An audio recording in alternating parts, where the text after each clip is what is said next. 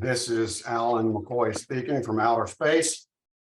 Glad to have everybody here. Looks like it'll be a fun presentation. Thank you, Maron and Mason, for being here. Is that we still have a few of our calendars left.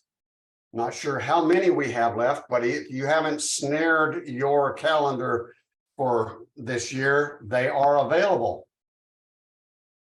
So you can contact one of the board members, or you can go online and purchase a calendar or more than one and give them away. So there you go. And speaking of calendars, our longtime calendar designer, Joanne Powell, is stepping down from that position. And so we are in need of someone to take her place designing our calendar. So if you have some of those skill sets, we would be glad to have you volunteer for us. So please get in contact with one of the board members in case you want to do that. And speaking of seeking some talent, we have elections for our board coming up in May of this year, and we are seeking people who are wanting to step onto our board. And right now we have had for the last several years a really great board. Everybody's taking a piece of the chore pie and running with it. And so if you have a desire to work with our board, we would welcome you. So if you once again contact either Lisa Langlier or Alan McCoy, yours truly, and we will talk about it. And that would be wonderful.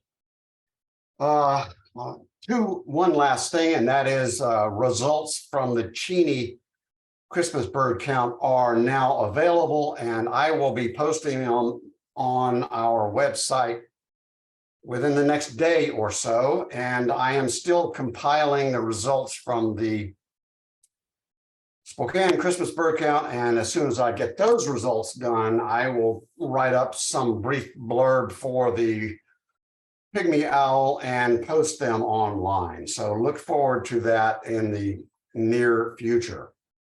And with that, I will turn it over to Gary, who will introduce our speaker for this evening's program. Take it over, Gary. Okay, now that I'm unmuted. Okay, well, good evening, everybody. We've got a fun program lined up for you. As you've read in the Pygmy Owl, Spokane Audubon member and WSU student Mason Maron is here. Mason's studying wildlife ecology and conservation sciences down in Pullman.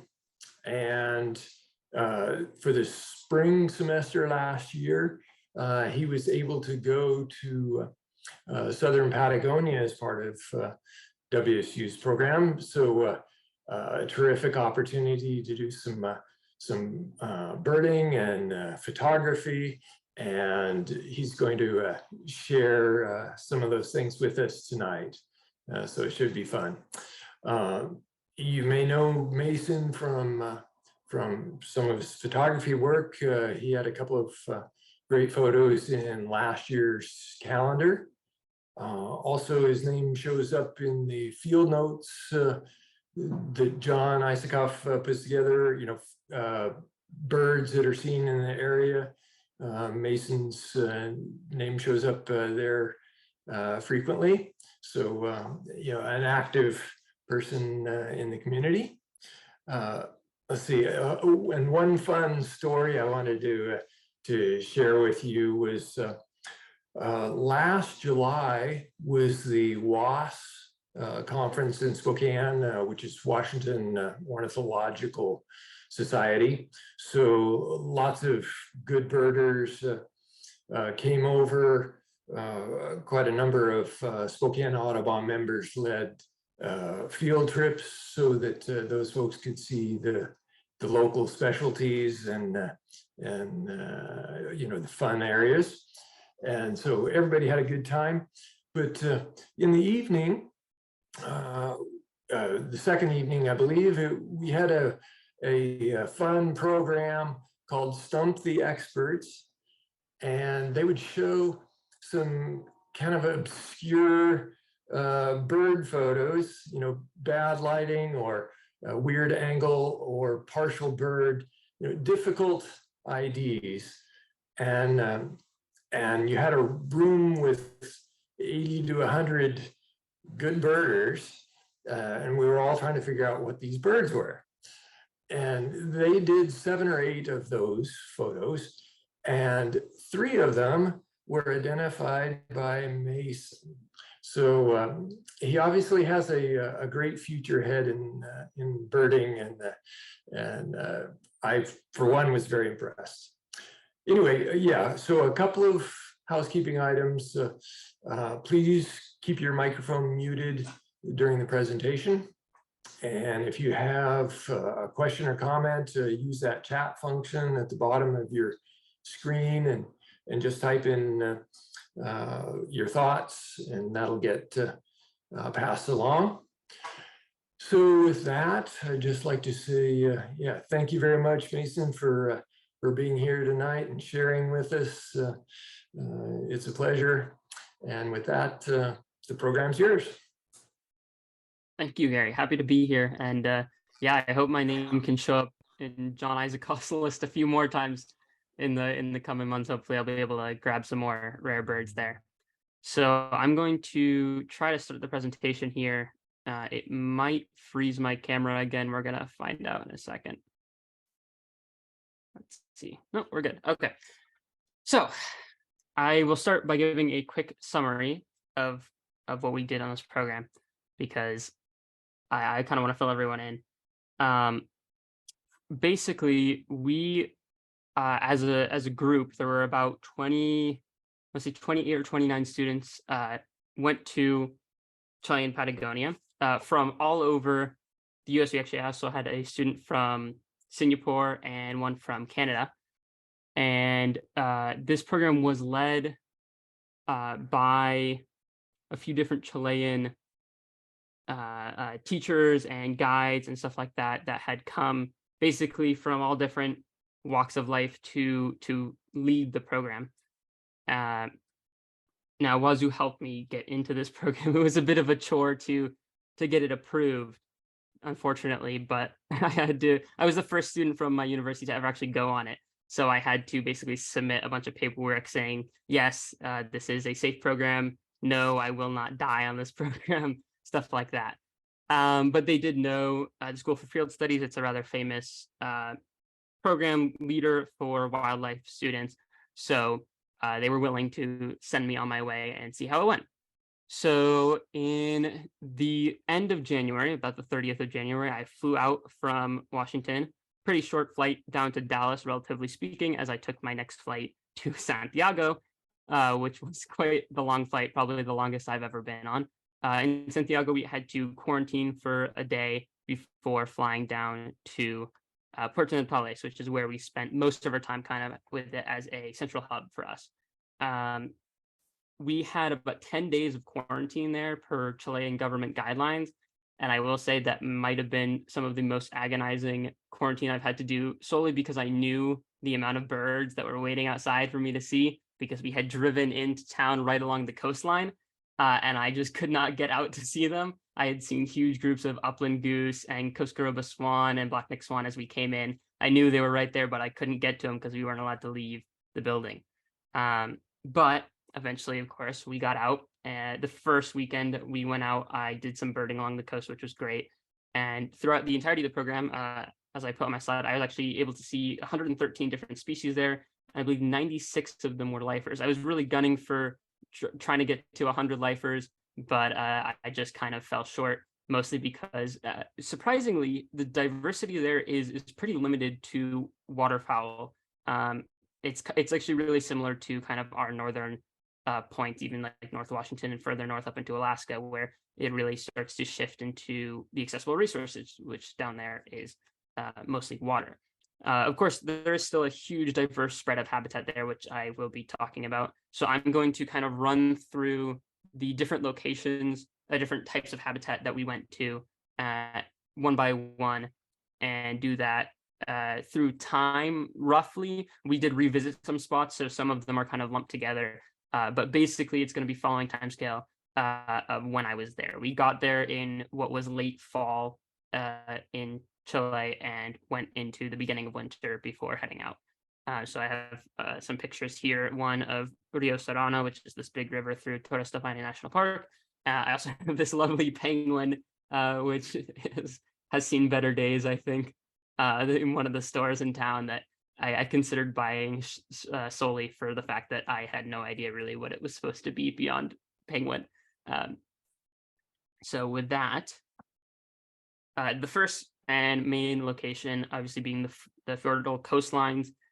This was basically where I did most of my birding when I wasn't on external trips. So when we were in the center doing classes or somewhere around town, because the whole town is built along one of these coastlines. So these are really, really big stretches of land, and it's really difficult to know what's going to be there because there's so much movement. It's reminiscent almost of the way that individual spots in the Puget Sound work. Like if you guys have ever been to Edmonds, for example, you know the kind of expected species there, but you really never know what's going to show up because stuff is constantly moving through there. So this area, lots of gulls and lots of ducks, especially just everywhere along the coastline, ducks and swans swimming around. And most of the habitat that I birded or for this habitat was in the town that I stayed in. But I did actually get a couple chances to go to kind of the more remote parts of it.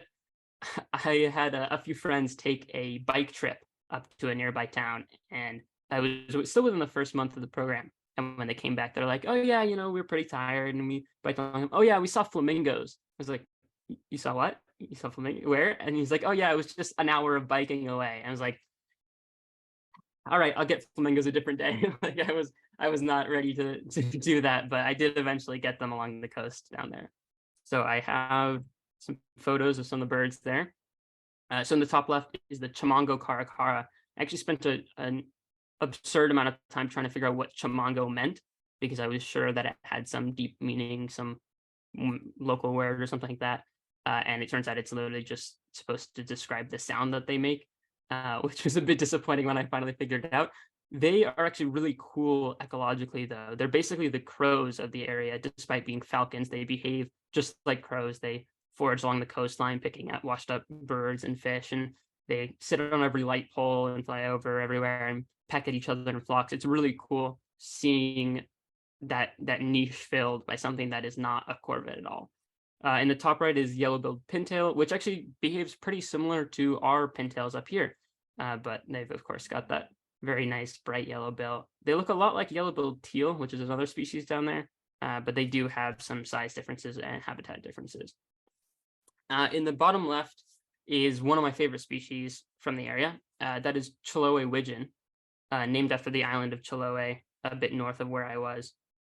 They do kind of look like American widgeons, but they have a bit more pizzazz to them, I'd say. And they're pretty plentiful too, which was always nice. And then the bottom right is actually neotropic cormorant, which I just thought was really interesting because I certainly didn't expect it to go that far south. I didn't really feel like I was in the neotropics much, but still I got to see them. Water real quick.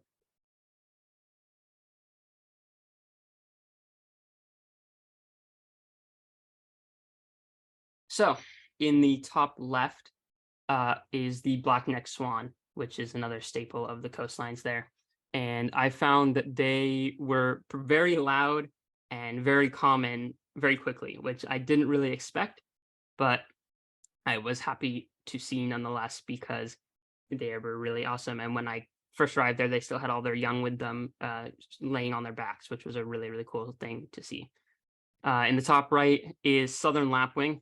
If you guys have ever been to the Central America portion of this bird's range, you've seen them before with long legs and pale gray brown bodies. Down in Patagonia, they actually have really, really short legs. It's a really cool adaptation that when you think about it, makes a lot of sense. It gets a lot colder down there, so they can't have those long extremities because they will get frostbite. but despite their physical differences, they are still the same species.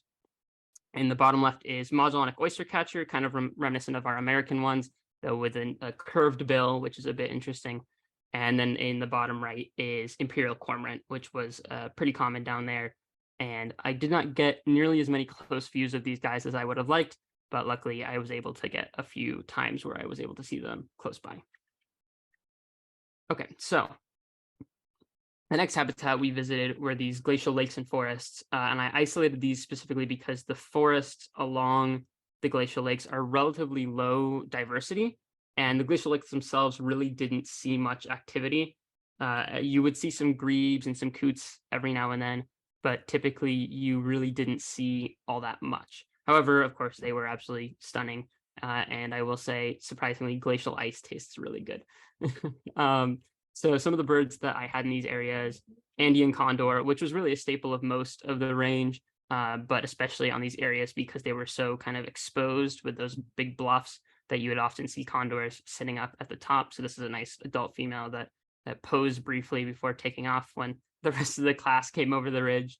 Top right is rufous collared sparrow, the Patagonia subspecies, which again, if you've seen those birds in Latin America, you'll think, wow, this doesn't look much like them. Those guys have a lot more black on the head and the nape, whereas this guy really doesn't have any. And in the bottom right, kind of a holy grail bird for a lot of birders is Magellanic woodpecker, which was just an incredible thing to see really close in front of me too, right along one of those glacial lakes, especially when I really wasn't seeing much else in the area. So the lowland forests, and hopefully this one will be interesting because I really loved these habitats.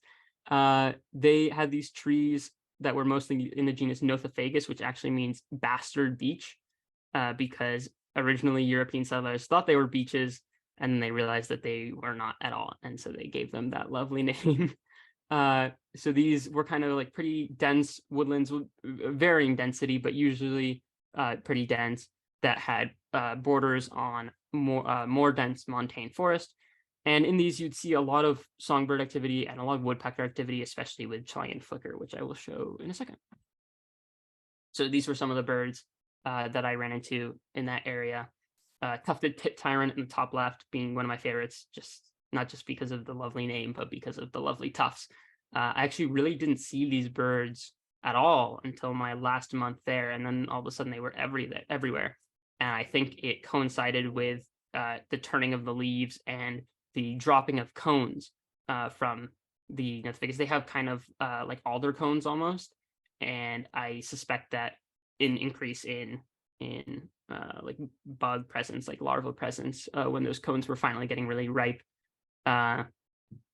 it correlated with the presence of those birds.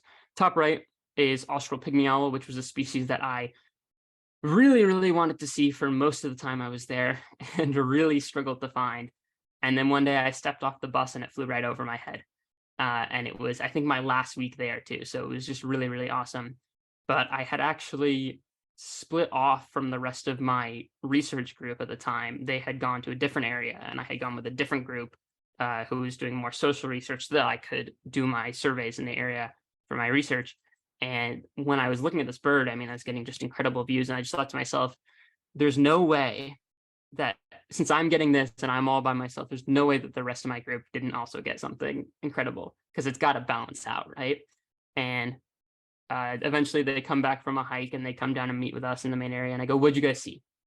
And they're like, what do you mean? I was like, I know you saw something. What did you see? And they're like, how did you know that we saw something? I was like, I can tell. And they're like, yeah, we saw 2 pumas.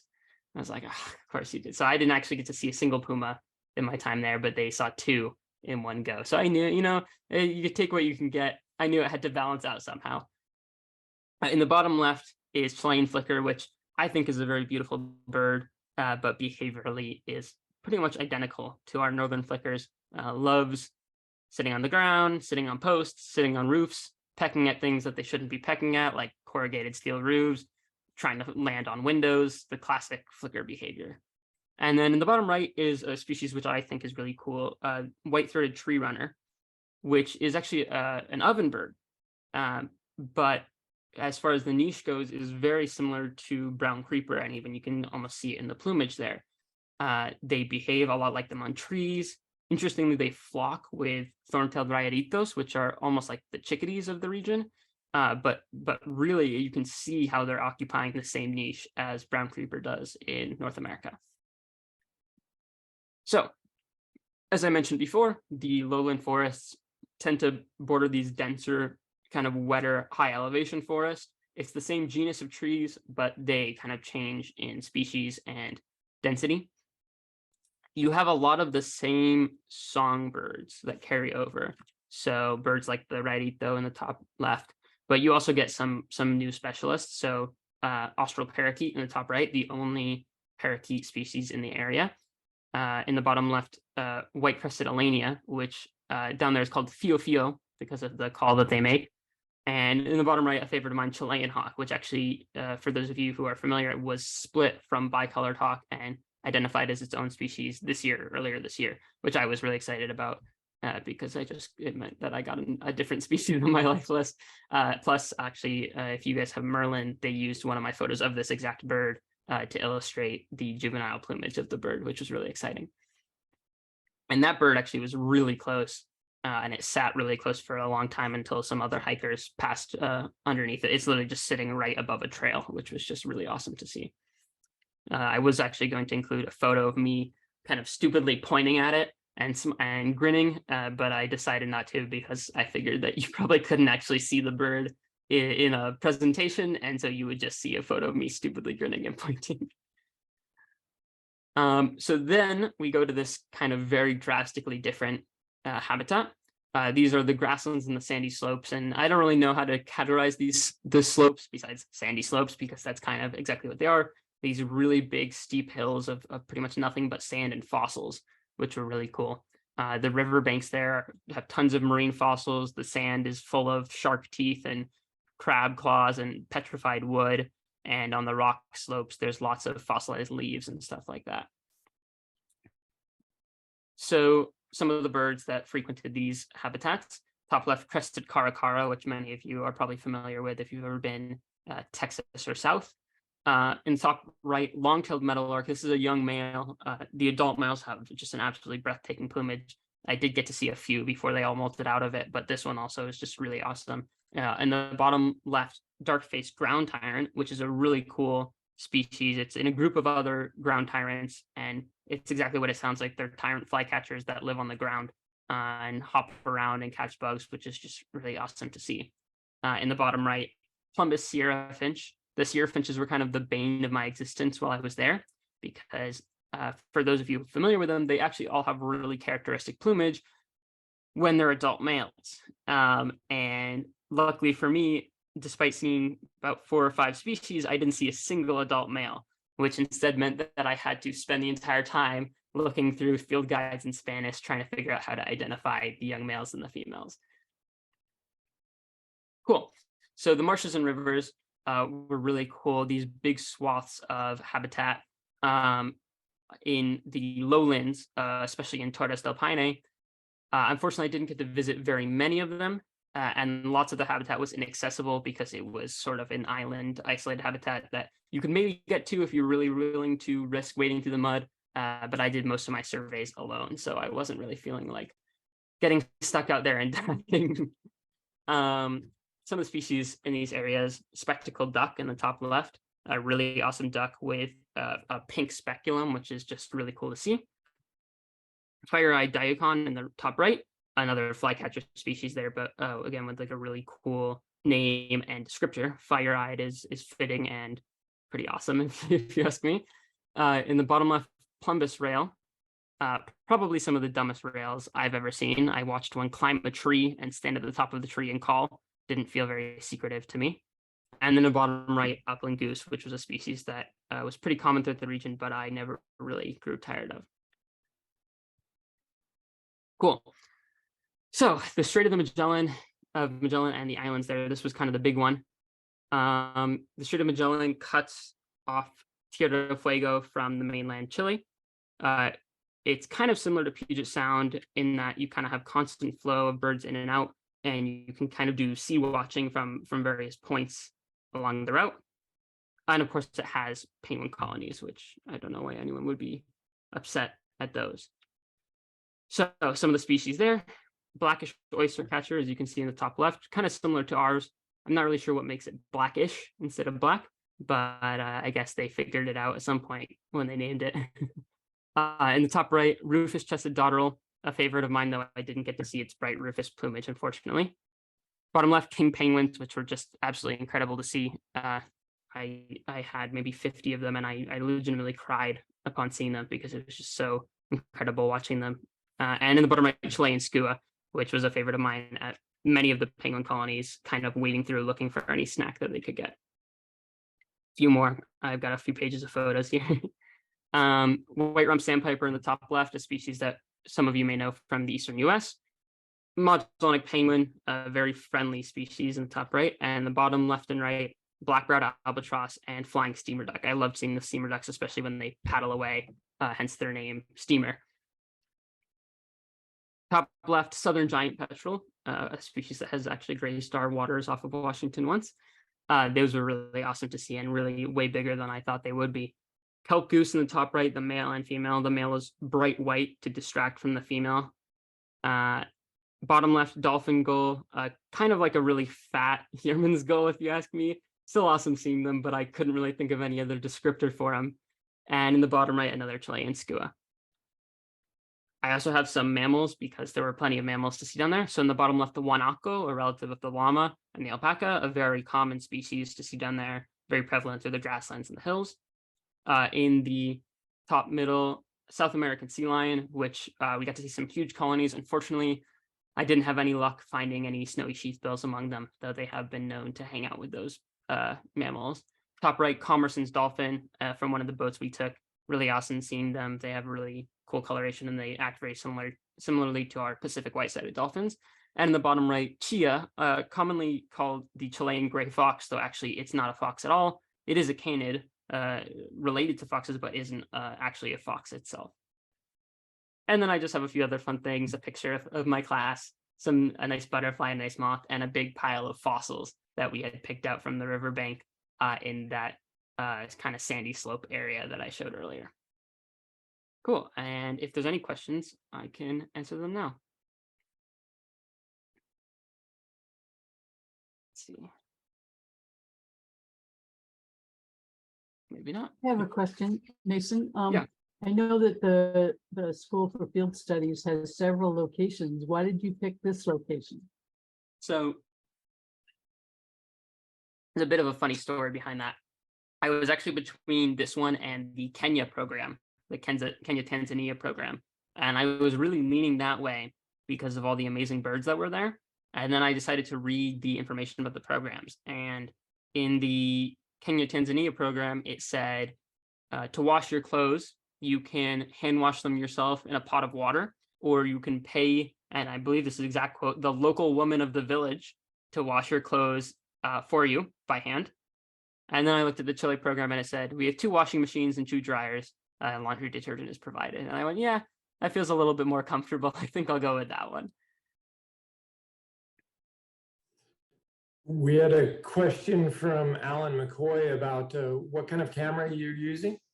So I use a Nikon D7500 and a Sigma 150 to 600 millimeter lens. Actually, I don't know if you can see it. You can kind of see my whole room, but you can kind of see the lens pointing up over there. It's sitting on top of a mini fridge. I'm in my little college apartment, so kind of see everything at once. But I brought that with me everywhere. And also, I did have a little like macro camera with me, point and shoot, though I didn't find myself using it as often as I had thought I would. Mason, you mentioned you were there in late fall and winter. Are you saying the southern hemisphere late fall and winter, or north? Yes, southern hemisphere. So it was spring semester for me, technically, but because we got there at the end of January, in winter, I guess it was still technically summer, but just about to be fall. We went through fall and then we left basically as fall had come to an end and winter had begun.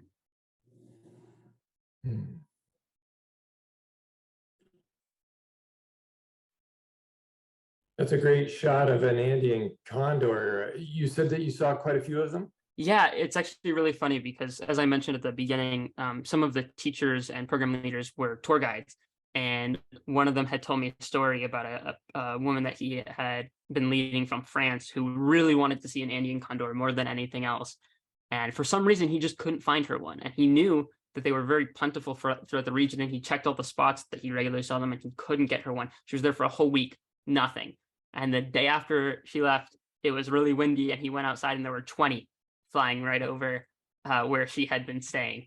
But yeah, they were, I mean, they were really much more common than I had anticipated. They're really the biggest scavengers around, and I know they're declining in the northern part of the region, but in the south they are still doing pretty well. And this bird actually was one of the first ones they saw. This was on our first big hike up into the mountains after quarantine ended. Well, there's several comments about what great pictures you took. Thank you. Yeah, and I would certainly agree with that. Very nice.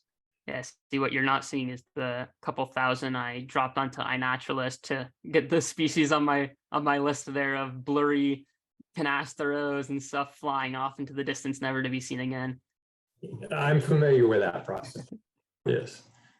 Mason, what got you interested in birding? You're a young man, and where did this all begin? You know, it's kind of hard to pinpoint. Actually, I was brought into a group chat by someone that I had just met randomly online through a high school robotics server back in 2018. I had taken some pictures of penguins at the Woodland Park Zoo in Seattle, and I sent them in that server, and he sent some bird pictures back, and he was talking to me, and he's like, "Why don't you join my group chat?" And there's a bunch of people our age that take pictures of wild animals, and you can maybe talk to them and share some tips and learn some things from them. And I was like, yeah, sure, why not? And it was a birding server, which I felt a little misled because I didn't really know that at the time, but evidently I think that was maybe for the best on the line. And of course, once I really got into birding, one of the first things I did was go back through all of my past photos that I'd ever taken and scrounge out any species that I could to add onto my life list at the time. It's great. Madonna Lohr's got on the program a little late. She wanted to know more specifics about your field of study. Yeah, so I have a major in wildlife ecology and conservation sciences. I'm actually in my last semester right now, and a minor in forestry, which, to be honest, I didn't actually mean to get, but it turns out it's only a one class difference, and my advisor signed me up for that class without telling me. So I got that. Career-wise, as it stands right now, I'm actually planning on going on to grad school after I graduate. I'm hopefully planning on submitting an application to Cornell soon, but just in case I have to fall back, I did actually get accepted to the University of Auckland in New Zealand, so I've been looking at that as well. Oh, very nice. Well, let's see. I don't see any other questions at the moment. Anybody have anything else on your mind that you want to ask? It's interesting that you're going, considering Australia. That's kind of a dream. Well, New Zealand. Oh, I'm New Zealand. a little scared of Australia. They have paralysis ticks there. I gotta stay away from there. Oh, really? Okay, good to know. What other continents have you been to? Any others yet? You're probably. I've been to Europe once, Uh-huh. not for birding, but actually as part of a graduation school trip with some classmates when I finished high school. Yeah. I tried to bird, but we didn't really leave the cities, so I did not get very many species. Are you from Spokane? I'm actually, so I used to live in Bellevue. Oh, yes. And my family moved to Renton, but I've been living in Pullman for the past 4 years, Going to kind of isolated out here. right. And so I've been kind of over the past few years, kind of becoming more acquainted with the local groups and all the local birders. That's wonderful. And let's see, we've got a question from Barbara Coe asking about what the bird with a huge wingspan was. With the huge wing, probably the albatross, black-browed albatross, maybe, Yes. or southern giant petrel. Lots of those coastal birds. I mean, it was just insane being down there because they're all lots of them are really, really big. Of course, then you've got like the little tiny diving petrels as well. But I actually, when we went to the king penguin colony, I found this big, we were waiting for the gate to open because they had to open at a certain time, but I found this big dirt pile outside of the gate that they had been using to fill in potholes. And I climbed on top of it to see over the gate so that I could see out into the water to watch for birds flying by, and saw tons of giant petrels, and actually my first and only great shearwater as well. And then Alan McCoy asks what you want to study in grad school. I'll be sticking with ecology and wildlife related fields, and probably ornithology specifically if I can do that. Mhm. Yeah. Cool. Well, I know when I'm in Zoom classes, I don't mind them ending a bit early, so I'm sure that it's not too different here. Okay. Well, let's see. Yeah, I don't see any other questions.